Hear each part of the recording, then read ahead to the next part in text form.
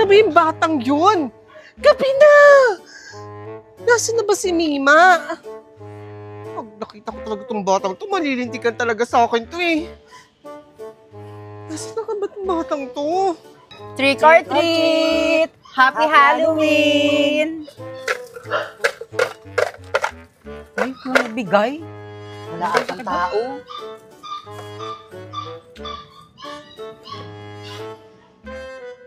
Mima! Pauwi na si Mima. Marami nagbigay ng candy.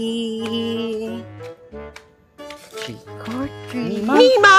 Mama mo! Saan ka na naman galing bata ko? Nag-trick or treat. Anong trick or treat? Kanina pa kita iniintay. Sino to? Kaibigan ko si Popoy. Bakit nakaganyan kang damit? Dalaga ka na nag-trick or treat ka pa? Pambata lang yun, Mima! Ano pang bata? Nangingi nga kami at may magbila ko. Bakit nakaganyan kang damit? Nananakot ka? Malandutay ka talagang bata ka eh, no? Ba't ano masama sa suot ko, ma? Mas nauna pang lumabas yung kaluluwa mo kaysa sa mga kaluluwa sa sementeryo? Ha? Maganda naman po suot niya. Naku, tigilan niyo ako, ha? Ano yan? Ano yan, bigyan mo? Candy. Bakit may ganyan ka? Ba't ang dami mong dala? Ito. Oh. Saan galing yan? Para ba sa akin yan? Pasalubok ko nga sa'yo ito eh. Naku. Napagalitan mo pa ako. Para sa akin ba to, Mima? Oo, binigay ko nga sa'yo yan eh. Dami na ito, Mima. Napagalitan mo pa ako. Tikman ko, ha? Parang bukas na to, Mima. Sarap yan, ma. Bakit may langgam? Saan galing to? Diyan lang, ma. Nilalanggam pa, Mima? Ang init. Bakit mainit yung soft drinks? Ang init to. Saan galing to? Diyan nga lang, ma. Masarap kaya yan. Minom na nga ako dyan eh. Mainit! Mainit! Okay lang yan, may lagay mo ng sarap na kikay. Saan galing to, Mima? Diyan lang. Hindi ba masarap? Bakit may kandilo? Bakit ba, ma? Saan galing to? Saan to galing, Mima? Umamay ka na! Sa sementeryo. Ay, naku! Kinuha mo sa sementeryo? Bakit kinuha mo? Umalis na yung mga tao eh, kaya kinuha ko.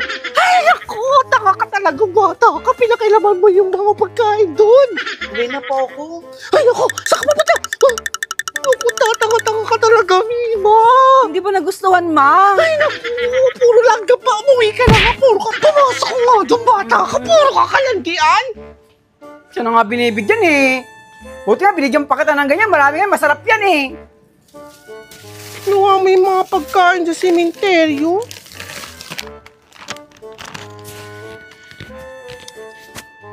Masarap na, ma'am. Pwede pa.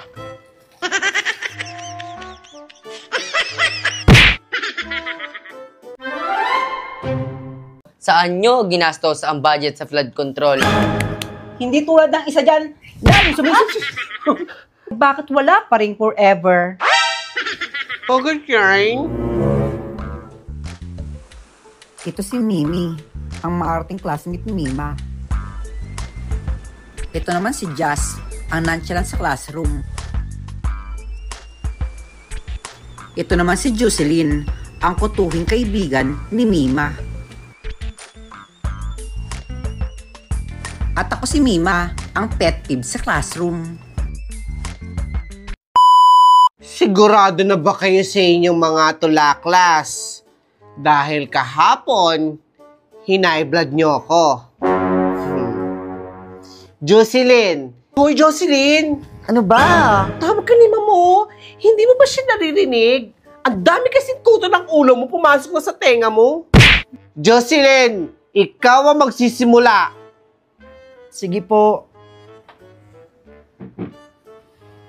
Malaglagan ako ng kuto mo. Ew. Plema. Plema, plema, plema. Isa sa malapot nating problema na pag umuboy, masakit sa tenga. Sa lakas ng ubo mo ay nabibingi ako na para bang alulong ng isang lobo at putok ng pikulo. Hindi ko maisip kung bakit ayaw mong ipasipsip ang prema mong kapit na kapit sa lalamunan mo'y nakadikit.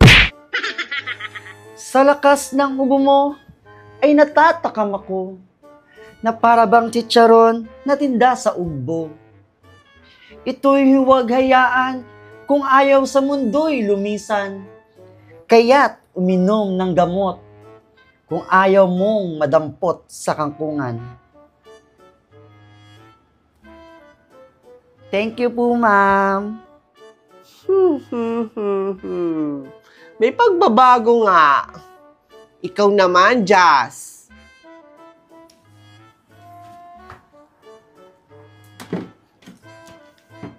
Korupsyon. Ang dating bayan na hinahangaan, ngayon ay binalot na ng baha. Kaligtasan ng Pilipino inyong gusto, saan nyo dinala ang budget sa flood control? Tayo ay nakaligtas sa mga nananakop, ngunit hindi sa gobyernong kurakot. Ang galing ni Jazz. May aral ang iyong tula. Magaling ka, Jazz. Ikaw naman, Mimi. Ako na agad, ma'am. Ang bilis-bilis naman eh. Bakit dito magsalita? Pwede, Parang ganda. pwede na dalang muna yung ambaga dito. Bakit ganda, huy? Bisa mo na. Ito. Rasmar. Bow. Parang gumaganyan pa. Kalang prinsesa Balaa. Ating isigaw ang pambansang awit, si Rose Marguerite sa mga pangit. Naglalakihang bahay at mansyon. Guys, kumain tayo ng lechon. Mahirap man ako, at least sabon ko'y kagaya ko. Sira ang aking cellphone. Ma'am Rosmar, pengi naman ang iPhone.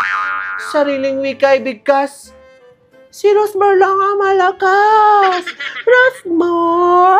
Si Rosmar lang ang malakas! Rosmar. Pangit nito. Pagandahan, may kamukha. Hindi ko na magbanggit ang pangalan. Sinong Rosmar yan, Mimi? Sino mga pinagsasabi mo? Mima! Ikaw na! Hoy, Mima, ikaw ulit na tawag ni mo. Saan naman kinakasalamay dyan? Hindi ka naman maganda. Pangit nito. Ano mga sinasabi nila, mami?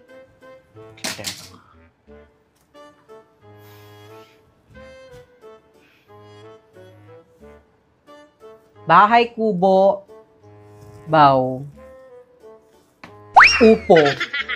Katulad ng kaklasmate mong sip-sip sa eskwelahan, sumisip-sip din doon ng kolesterol sa ating katawan. Hindi tulad ng isa dyan, laging sumisip-sip.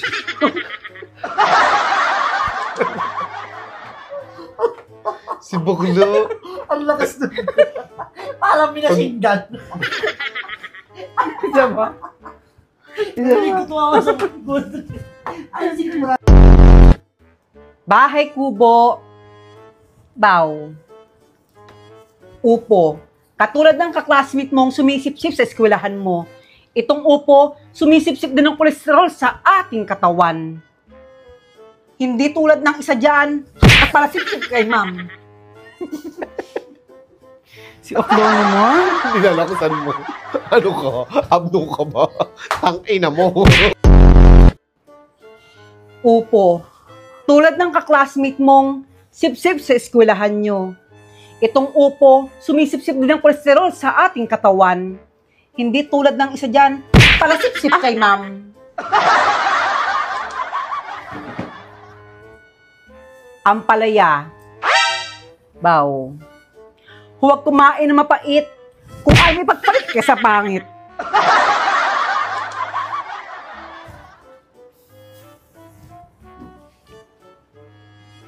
Bawang.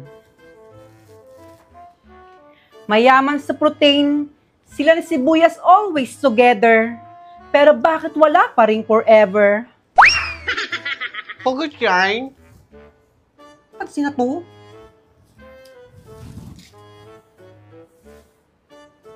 Apple. Si Crush kumain ng apple. Tapos sa iba na Paul, kumain ka na rin ng pineapple. O ikaw na hindi makamove on at habol ng habol.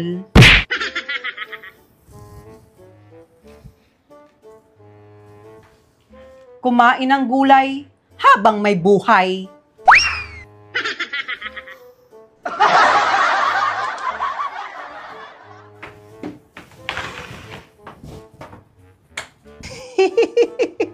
Talagang magagaling kayo, class. At ikaw, Mima, nagbitbit ka pa ng mga gulay at humugot-hugot dyan sa tula mo. Palakpakan niyo ulit yung mga sarili niyo, class. Mga hindi na naman kayo nakapasa! Nag-effort-effort pa ako. Pagsak din pala. Ma'am, baka sa inyo na lang to, ma'am. Parang makapasa ako. Mukha namang magkakasundo tayo, Mima. Ikaw ang nakapasa. Ang daya naman. Bakit si Mima lang yung nakapasa? Ang daya naman eh. Kaya naman yan, ma'am. After itong babae ko.